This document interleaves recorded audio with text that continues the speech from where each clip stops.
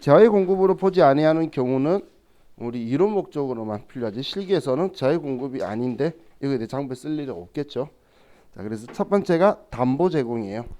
담보 제공은 뭐 우리 회계상에도 거래가 아니죠. 세법도 뭐 이건 거래로 보지 않으니까 재화의 공급이 아니고 사업의 포괄적 양도라는 것 우리 모든 권리와 의무를 승계 넘겨버리는 걸 우리는 포괄적 양도라고 표현을 해요. 그냥 이런 거예요. 제가 그 옷가게를 하다가 개인 사업자였는데 근데 다른 사람한테 우리 가게를 파는 거예요. 권리금까지 받으면서.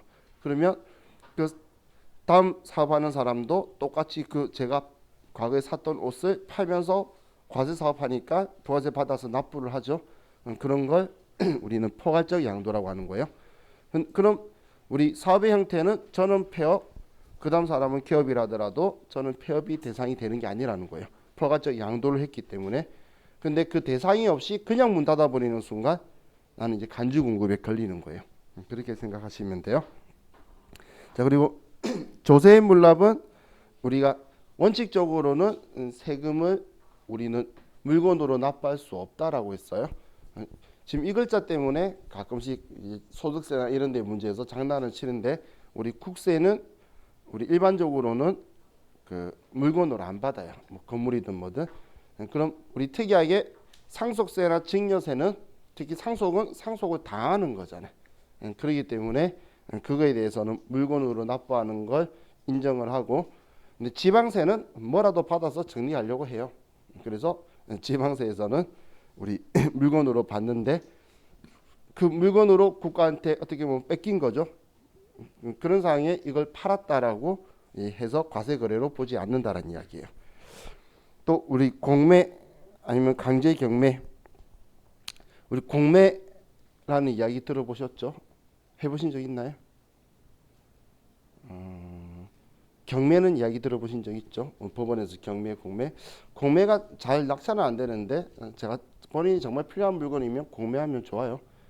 공매 물건들이 거의 대다수가 세금 안 낸 사람 거 이제 국세징수법에 의해서 한 걸 국가가 입찰을 하는 거예요. 세금으로 받아서 국가가 파는 거기 때문에 그게 제일 장점이 뭐냐면 국가가 파는 건데 할부를 해줘요.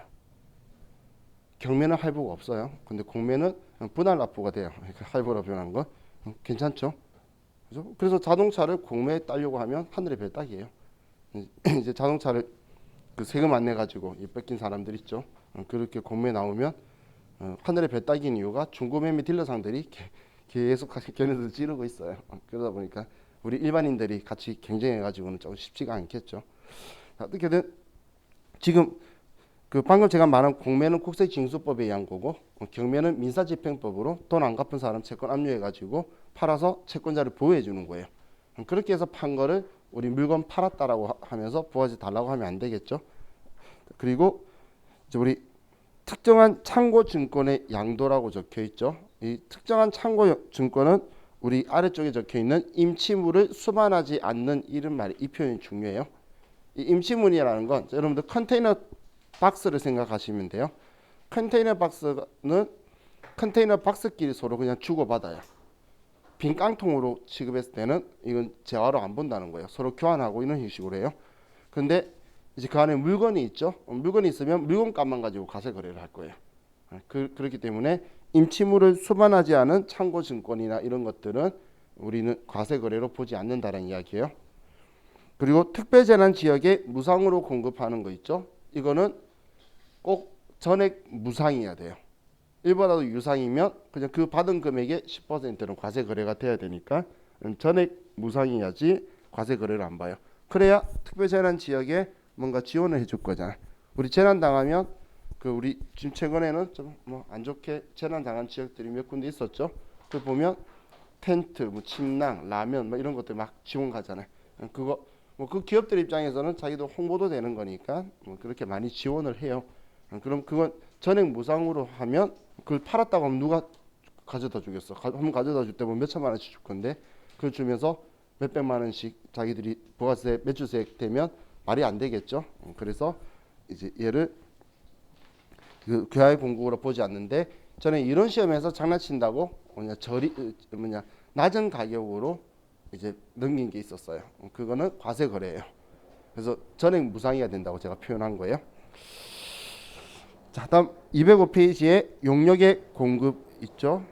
자, 용역의 공급은 우리가 장소나 기술이나 서비스를 이제 제공하는 건데, 자, 용역의 공급 범위에서 첫 번째 표에 보시면 재화의 공급으로 보는 경우, 용역의 공급으로 보는 경우, 이 두 개의 기준은 자기가 주요 자재의 전부 또는 일부를 부담하면 재화의 공급, 전혀 부담하지 않으면 용역의 공급.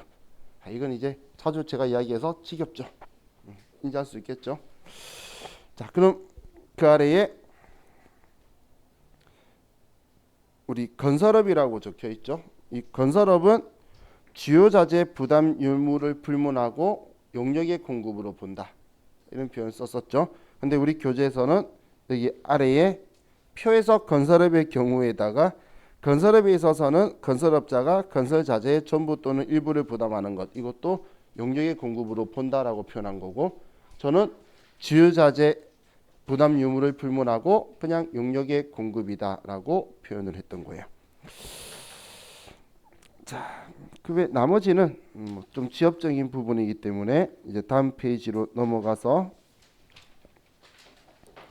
자, 용역의 공급으로 보지 않는 경우가 적혀 있는데, 자, 원칙적으로 용역의 무상 공급은 과세 거래 자체가 아니에요. 용역의 무상 공급은, 자, 예를 들면 여러분 친구가 이삿짐 센터를 내요. 친구가 이사한다고 와서 그냥 이삿짐 해주는 걸 도와줬어요. 그걸 과세 거래라고 하면서 하면 말이 안 되겠죠. 그런 건 우리는 그 과세 거래 자체로 보지 않는 거예요.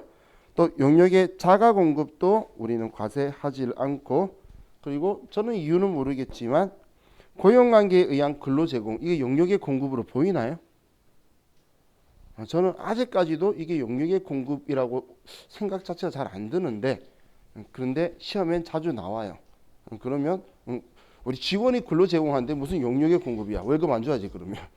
그죠? 그래서 이건 우리 용역의 공급으로 보는 게 아니다라는 거예요. 자, 근데 별 표시해 보시면 특수관계인에게 사업용 부동산의 임대 용역은 우리 전제 조건이 특수관계자한테 하면 이건 우리는 시가로 우리는 과세 거래로 보게 될 거예요.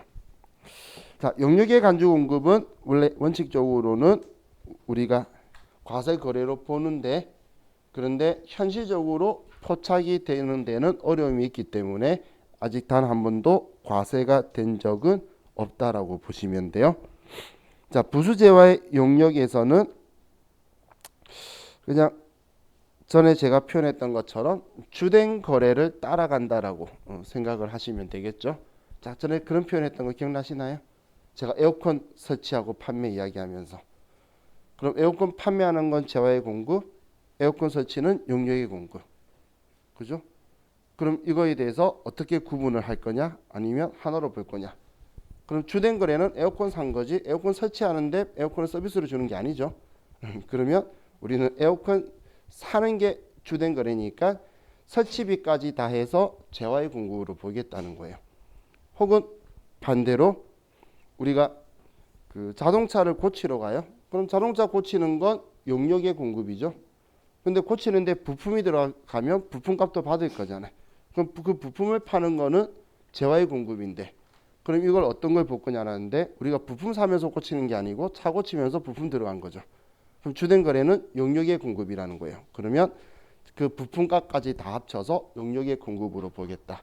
한마디로 주된 거래를 따른다고 생각하면 틀림이 없어요. 뭐가 주된 건지. 근데 만약에 방금 에어컨 이야기했는데 설치가 주된 거라고 말하면 제가 어떻게 설명해야 될지는 다시 고민해 볼 거예요. 그죠? 그럼 주된 거래가, 이것만 포인트 잘 잡으시면 할 수 있겠죠. 자, 다음 이제 재화의 수입을 볼게요. 자, 재화의 수입은 우리 이제 과세 거래인데, 자, 우리 재화를 수입을 해요.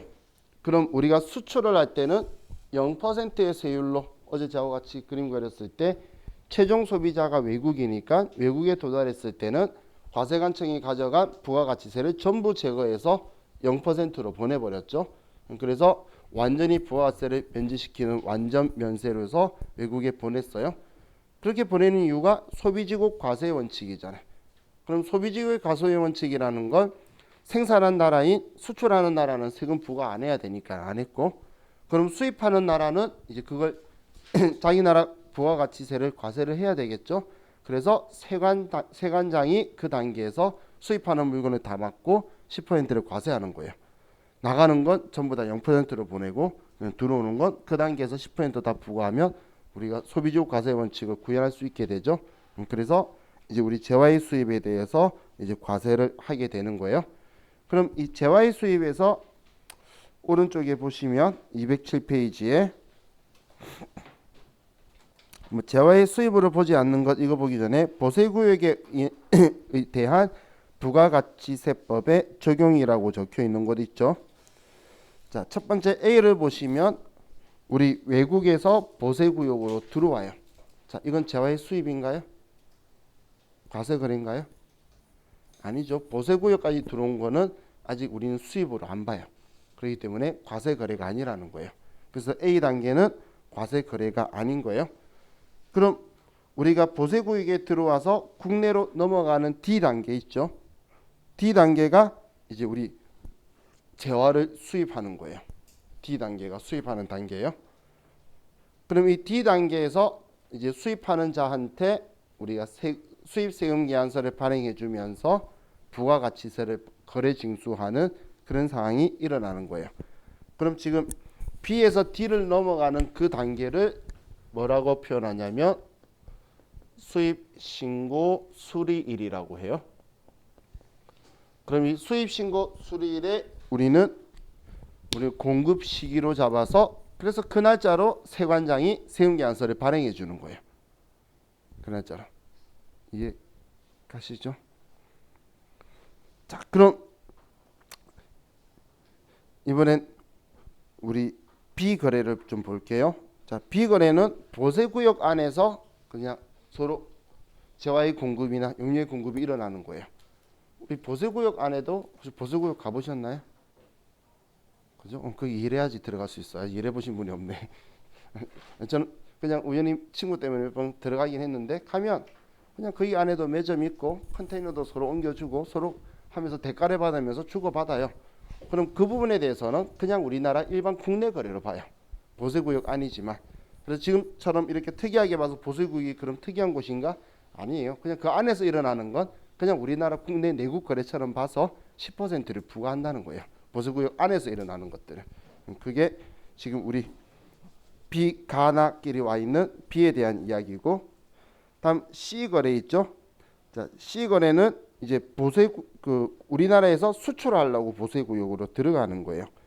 그럼 이 들어가는 경우는 지금 우리 표현도 모호하게 적혀 있는데 수출에 해당하면 0%의 세율로 그냥 나가게 될 거예요. 근데 10%일 수도 있고 0%일 수도 있겠죠. 이 구역 안까지 들어갈 때는. 그럼 어떻게든 자, 0% 영세율 적용받았어요. 과세거래인가요? 맞죠? 과세거래. 0%도 과세거래고 10%도 과세거래니까 그냥 과세거래에 맞다는 이야기예요. 우리나라에서 수출하려고 보세구역 들어가는 건 있죠. 우리는 지금 이게 거래가 아니라고 보는 건 아니잖아요. 그렇기 때문에 이건 우리 과세거래로 이제 보게 된다라고 생각하시면 돼요. 자, 그럼 이 기준만 그냥 생각하시면 나머지 위쪽에 적혀 있는 거는 지금 이걸 가지고 그냥 이야기를 좀 더 푼 거예요. 그럼 우리 용역의 수입에 대해서는 우리 과세거래 하나요? 용역의 수입은 처음 들어본 거죠. 그죠? 왜 용역의 수입은 과세거래 안 할까? 얼마만큼 용역을 제공할지 알 수가 없잖아요. 그리고 얼마 받을지도 모르고. 그래서 저는 제가 우스갯소리로 출입국 관리소에서 헤어 디자인을 잡고 당신 몇 명 자를 거야? 한 번 자를 때 얼마 받을 거야? 그 말이 안 되는 이야기잖아요. 그죠? 그렇기 때문에 현실적으로 과세하기가 힘들다 이렇게 생각하시면 돼요. 자, 이제 208페이지에 공급 시기로 갑시다.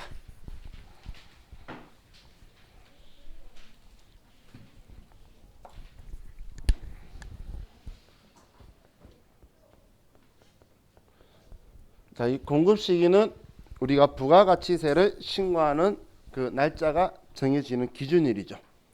이 날짜가 속해져 있는 그 신고 기간의 신고일 날짜에 우리가 부가가치세 신고를 해야 되는 거고, 그럼 이 공급 시기가 속한 우리 그 기간에 신고 기간에 우리 그 부가가치 신고서에 금액이 들어가야 되겠죠.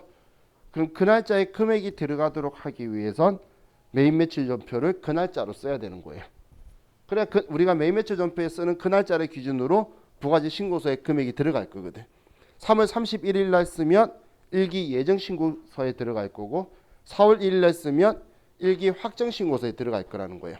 그래서 우리는 이 공급 시기에 우리는 매입 매출 전표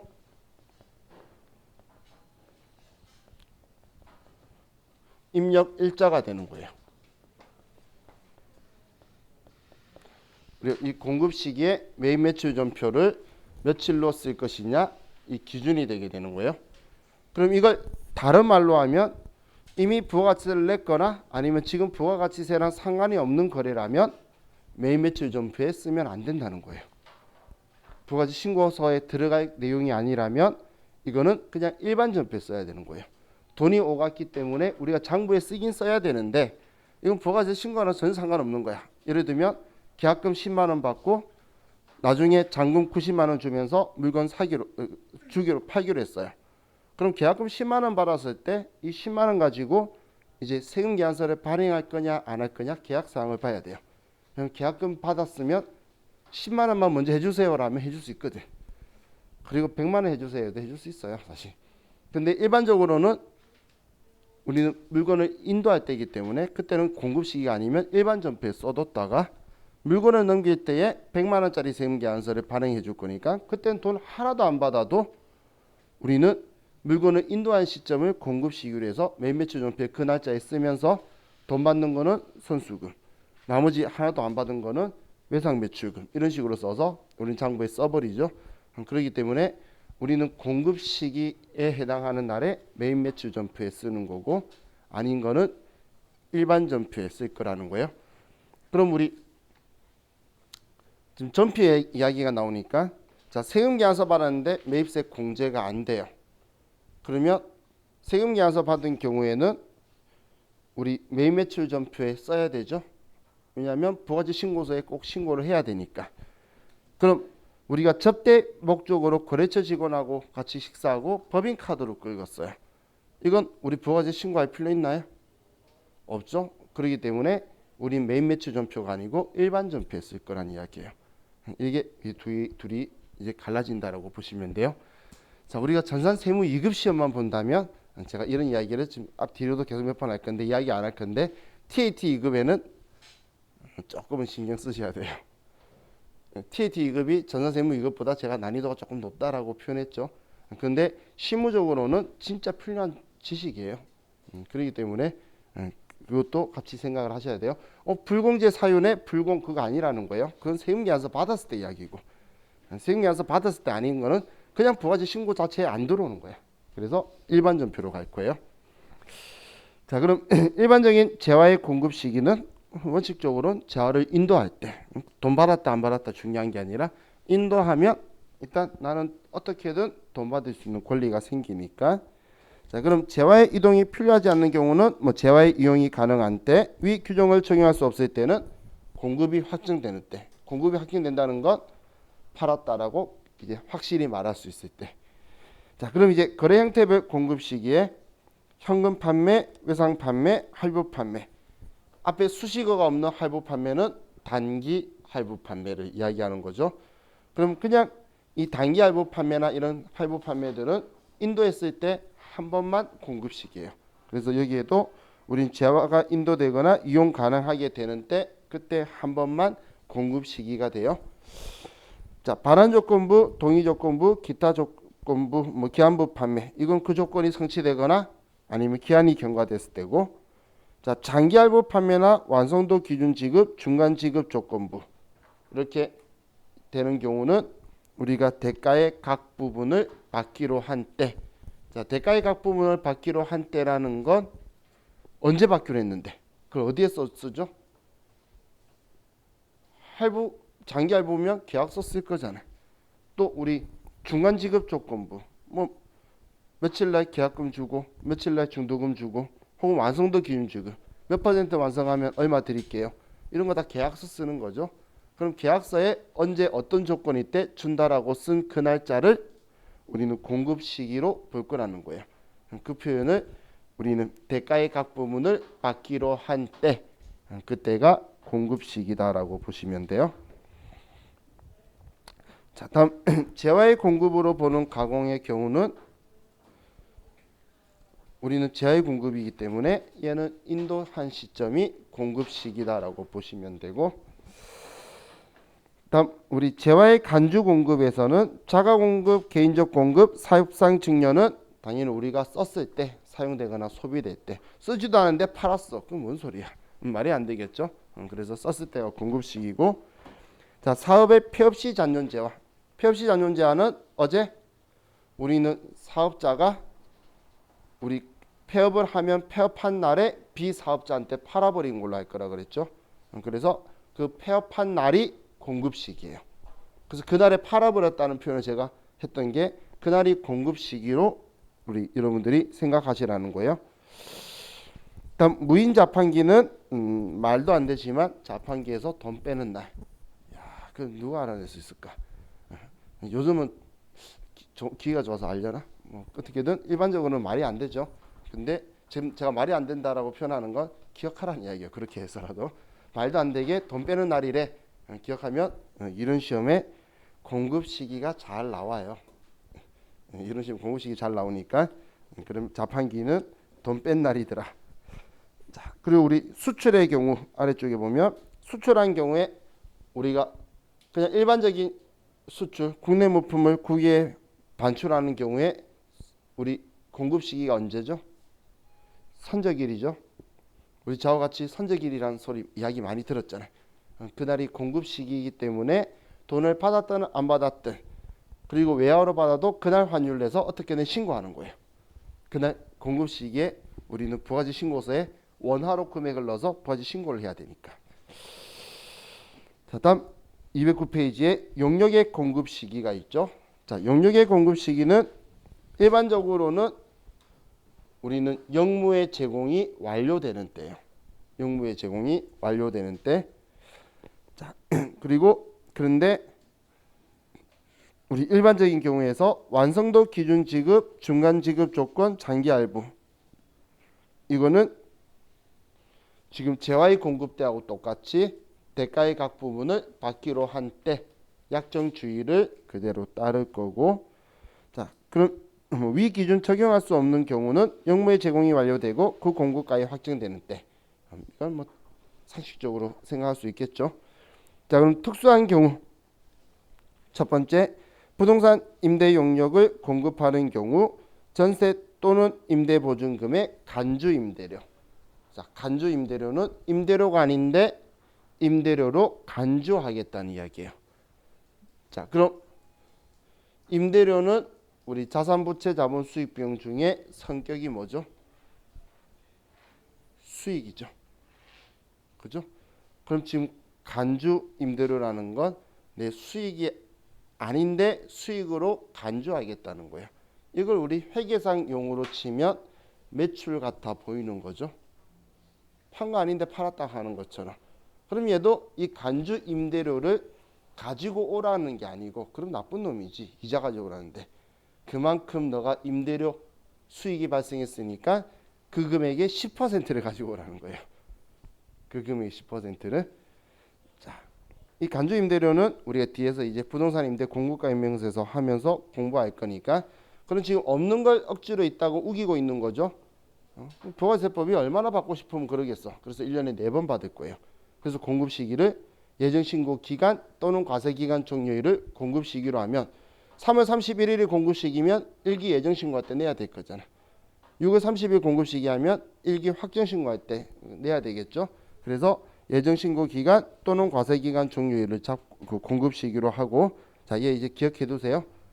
자, 간주 임대료의 공급 시기는 예정 신고 기간 또는 과세 기간 종료일이다. 자, 그럼 날짜가 며칠이죠? 3월 31일, 6월 30일, 9월 30일, 그리고 12월 31일. 그죠? 그럼 지금 얘 실제로 판 건가요? 뭔가를 판 건가요? 안 판 건가요? 안 팔았는데 지금 그 가격에 10% 가지고 오라는 거죠. 그럼 과세 거래로 보겠다는 거죠. 10% 가지고 오는 거. 그럼 지금 받지도 않은 임대료인데 증빙 줄 사람 있나요? 없죠. 그래서 간주 임대료는 3월 31일, 6월 30일, 9월 30일 또는 12월 31일 날 14건별로 처리할 거예요. 증빙 없는 과세 거래로 14건별로 처리를 하게 될 거예요. 자, 제가 항상 간주하는 데는 뭔가 이유가 있죠. 나중 되면 월세는 6월 10일이고 간주 임대료가 얼마야? 그러면 월세 세금계산서 보고 6월 10일 날 쓰고 간주 임대료도 6월 10일 날 쓰면 안 된다는 이야기예요. 얘는 알아서 6월 30일 날 가서 써야 돼요. 월세는 월세 계약한 날인 거고 간주 임대료 공급 시기는 이때로 하라고 정했잖아. 그죠? 자, 다음 우리 두 번째는 우리 이 과세 기간 이상에 걸쳐 1년을 이렇게 표현할 거라 그랬죠. 그럼 1년 동안 우리가 월세를 선불 후불 어떻게든 받는 경우에 우리는 그걸 안분해서 그냥 우리 이번 신고 기간에 속한 월수만큼을 우리는 예정 신고 기간 또는 과세 기간 종료일을 공급 시기로 해서 신고해라. 그런 이야기예요. 자, 그리고 우리 공급 시기에 특례라고 적혀 있는데 폐업하기 전에 공급한 재화 또는 용역의 공급 시기가 폐업일 이후에 도래하는 경우에는 폐업하고 나면 사업자가 아니잖아요. 그럼 뒤에는 뭘 어떻게 할 수가 없죠. 그래서 폐업일 이후에 공급 시기가 도래하면 그냥 폐업한 날을 공급 시기로 보겠다는 거예요. 폐업일이 당해 재화 또는 용역의 공급 시기로 본다라고 하는 거예요. 자, 다음 2번은 지금 신경 쓸 필요 없고, 자, 공급 장소는 우리 시험하고는 상관이 없어요. 그래서 공급 장소는 그냥 뛰어넘으셔도 돼요. 자, 다음 215페이지 영세율로 가서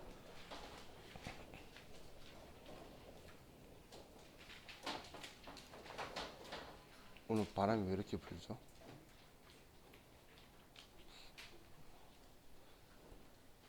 열면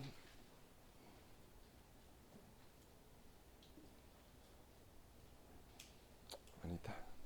일단 고민해보고. 자, 우리 영세율은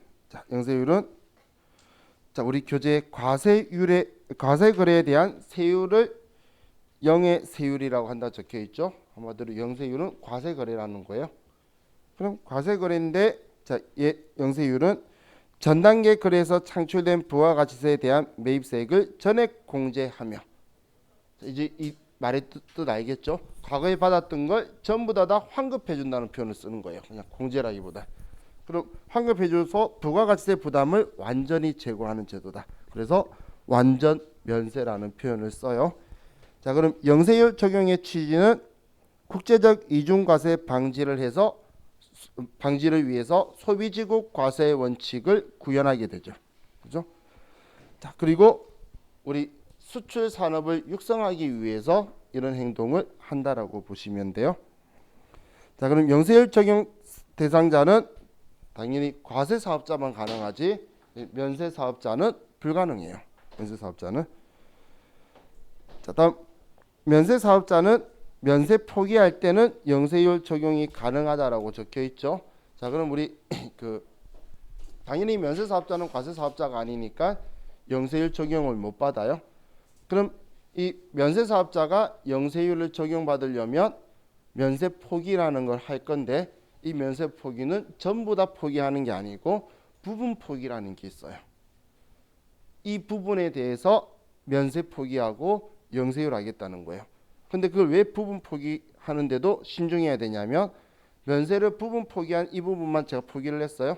그럼 이 부분만은 수출할 때는 영세율 적용받고 여기랑 관련된 거는 매입세 공제도 받을 수 있어요.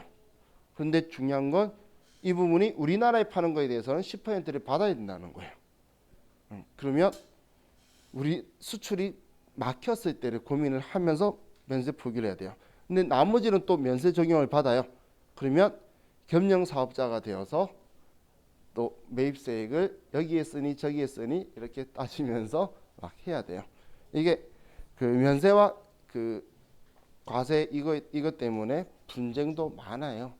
여러분들 그 횟집 가면 그 고기 생선을 이렇게 사서 초장집이라고 가져가서 먹기도 하죠. 그죠? 그 생선 파는 건 면세고 그 초장집 그 먹는 건 과세예요. 그럼 어디가 경계선이에요? 그 저도 옛날에 같이 교수님하고 연구했던 판례 가지고 왜냐면 판례가 이랬다 저랬다 뒤집어지고 왔다 갔다 하는데 그때 우리가 크게 웃으면서 하나 발견한 게 뭐냐면 문턱이에요. 정말 그 문턱이 있다 없다에 따라서 여기를 구분된 사업장으로 볼 거냐 개념 사업장으로 볼 거냐 선을 나눠버리고 야 걔네들도 대단하죠. 근데 규모는 작은 규모들이 아니더라고. 그런 횟집에서 그 과세 거래로 쳐버리니까 세금이 막 몇 억이 나오더라고. 그러니까 이제 서로 그냥 걔네도 소송 걸었겠지. 서로 조세 불복 신청해서. 그래서 지금 방금 말하는 양돈업가가 업계에서 만약에 돼지고기를 수출하는 일이 생긴다면 우리나라 돼지고기 수출 못하죠. 근데 수출한다면 이제 그런 일이 발생할 수 있겠죠. 고민을 해야 되겠죠. 그런 식으로 여러분 생각하시면 돼요. 근데 그 제가 이 말 시작한 이유는 전부 다 포기하는 게 아니라는 거예요. 부분 포기한다는 거예요. 그래서 전부 다 포기해야 된다 생각하면 나중에 영세율 이야기 나오다가 면세 포기 이야기 나왔을 때 앞뒤가 안 맞는 이론 문제가 나오게 돼요. 그래서 일부 부분 포기도 있구나라고 생각하시라는 거예요. 자, 그럼 우리 간이과세자는 우리 부가가치세법이 잘해줘야 되는 과세사업자잖아요. 그렇기 때문에 수출한데 그럼 지원해줘야지. 심지어는 수출하는 비용도 지원해줘야지. 한 번 지원하자마자 얘는 바로 과세사업자 건데 일반 과세자 건데 그죠? 그렇기 때문에 간이과세자는 영세율 적용을 우리가 받을 수 있다라는 거예요. 하지만 우리 일반 과세자는 영세율 적용 받는 수출만 한다 하더라도 매입세 공제를 다 받을 수 있죠. 그런데 간이과세자는 간이과세자 자체가 매입세 공제라는 게 없어요. 없기 때문에 그냥 우리는 간이과세자는 매입세 공제는 없고 하지만 영세율 적용은 받는다라는 거예요. 자, 그럼 영세율 적용 대상 거래에 보면 첫 번째 수출하는 재화라고 적혀 있죠. 자, 첫 번째는 직접 수출이고 근데 우리 매입 매출 전표 쓸 때 직접 수출, 대행 수출 포함 이렇게 적혀 있던 거 기억나시나요? 그 대행 수출이 오해하시면 안 되는 게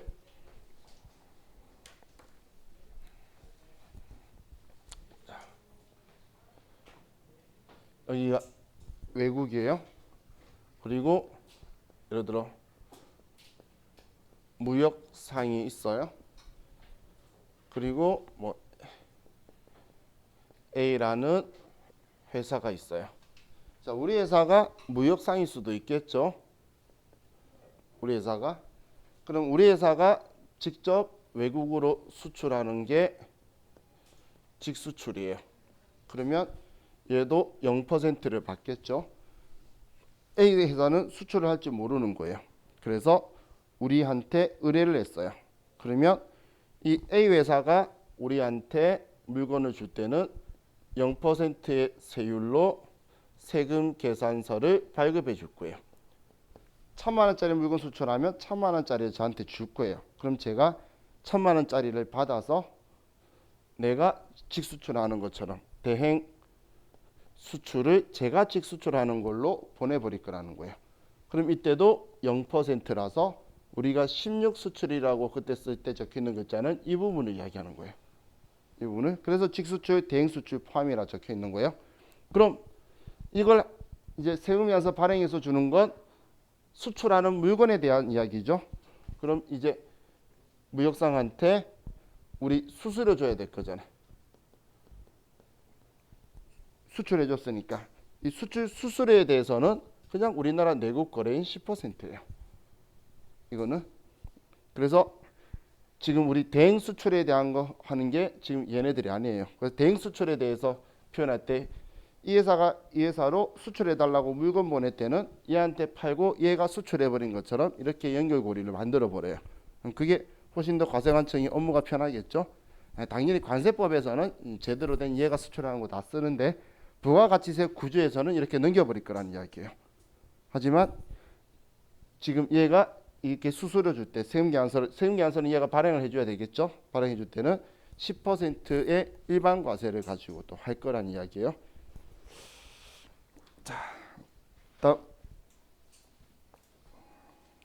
우리 내국 신용장 또는 구매 확인서에 의한 공급. 뭐 이건 지금 이거 이야기죠. 영세율, 0%의 세율. 자, 그리고 원료를 대가 없이 얘는 필요 없어요. 넘기고 다음 페이지.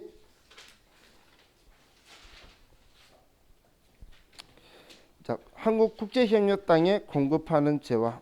뭐 이것도 우리 시험에 나올 확률이 없는 표현이니까. 자, 우리 동그라미 2번에 보면 국에서 제공하는 용역이 있죠. 자, 그리고 우리 선박 또는 항공기의 외국 항행 용역이 있고, 자, 우리 4번에서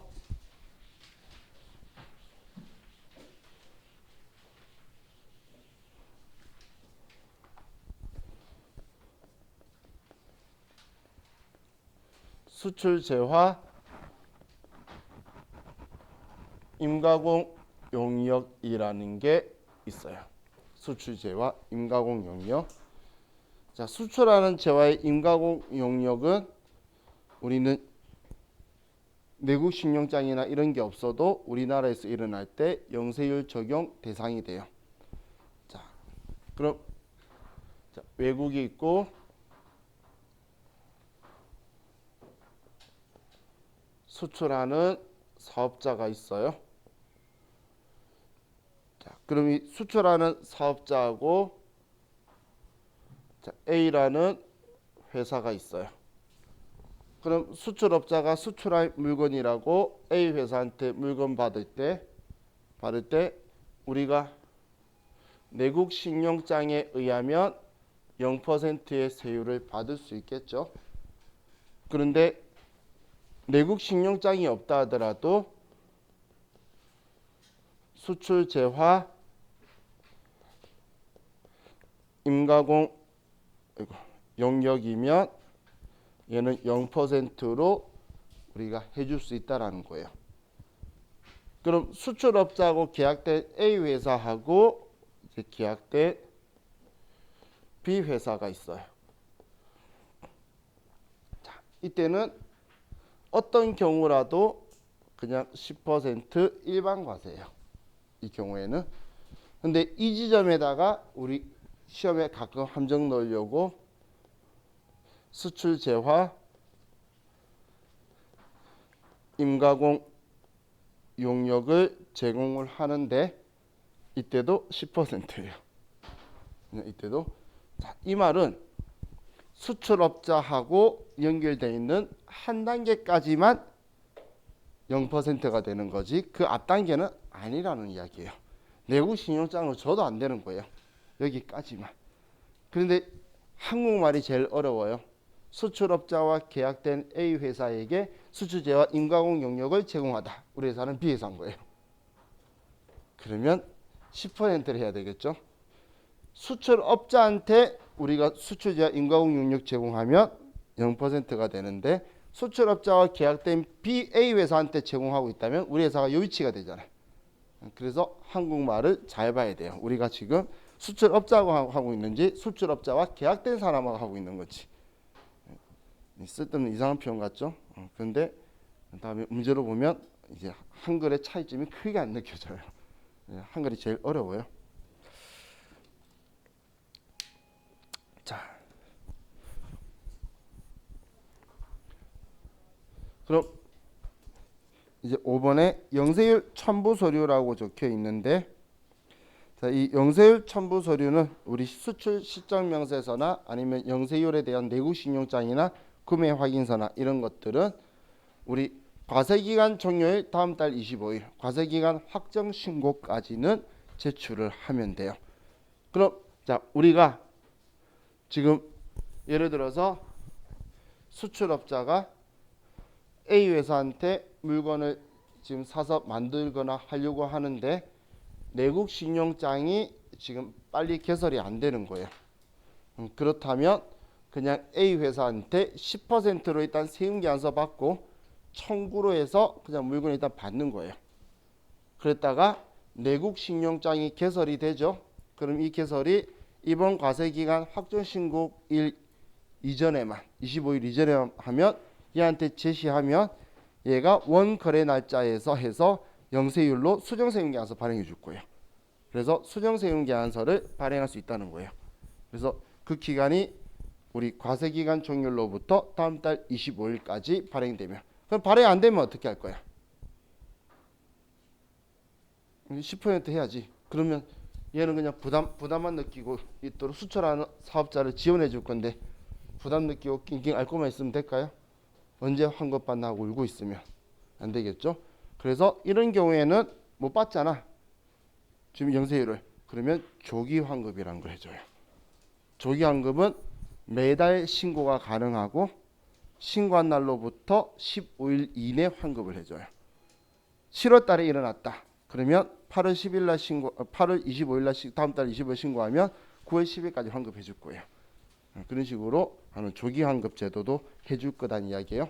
당연히 그냥 처음부터 부담 안 하도록 뭐 25일 이내, 과세기간 종료 25일 이내 내구신장 생겨서 수정세금계산서 발행하는 게 좋지만 그게 아니면 빨리 환급 받을 수 있는 제도도 가지고 있다는 거예요.